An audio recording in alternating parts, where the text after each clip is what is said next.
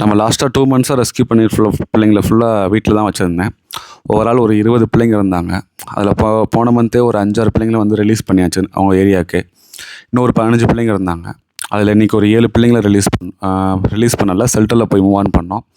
ஏன்னா அதில் 3 பிள்ளைங்களுக்கு கால் உடஞ்சிருக்கு. இன்னொரு பிள்ளைக்கு வந்து பின்னாடி நடக்கவே முடியாது, வெட்னஸ்டேன்னு. ஸோ மொத்தம் 7 பிள்ளைங்க. இன்றைக்கி ரெஸ்க்யூ பண்ண முத்தழகி, முன்னாடி காலில் வண்டி ஏறின பிள்ளை. ஸோ மொத்தம் 8 பிள்ளைங்கள வந்து இன்றைக்கி ஷெல்டருக்கு கொண்டு போயிட்டோம்.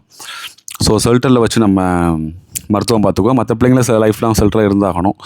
அது 2 குட்டீஸ் மட்டும் ரெக்கவர் ஆகிட்டாங்க. அவங்க அடாப்ஷன் ட்ரை பண்ணணும். பார்ப்போங்க. பிகாஸ் நமக்கு இவ்வளோ வேலை பார்த்ததுமே நமக்கு இந்த மாதிரி பிள்ளைங்களுக்கு இடம் தேவைப்படும். புதுசாக வர பிள்ளைங்களை மற்ற பிள்ளைங்க கடிப்பாங்க. ஸோ அவங்கள பிரிக்கணும். அது மாதிரி கேஜ்லேயே வைக்கவும் முடியாது. சில பிள்ளைங்கள கேஜில் தான் வச்சாகணும். ஸோ கேஜில் வைக்காத பிள்ளைங்கள தூக்கி வெளியே விட்டுட்டேங்க. ஸோ அவங்க வாட்டுக்கு ஓடிட்டு இருப்பாங்க. ஆனால் தேய்ச்சி புண்ணார பிள்ளைங்கள கேஜில் தான் வைக்கணும், இல்லைன்னா சிமெண்ட் தரையில் வைக்கணும். அது வந்து குட்டீஸ் இதை பொறுத்து. ஸோ பார்ப்போங்க.